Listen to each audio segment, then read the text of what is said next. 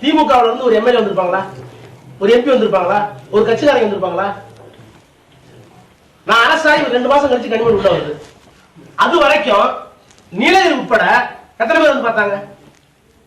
என் மனநல ஜெயிலுக்குள்ள எப்படி இருந்திருக்கும்? என் வீட்டுல ஏதாவது எடுத்தீங்களா? கலைஞர் டிவி போச்சு பணம், அதுக்கு மேல நான் சொல்ல விரும்பல. என் வீட்டுல ஏதாவது சிபிஐ எடுத்தானா?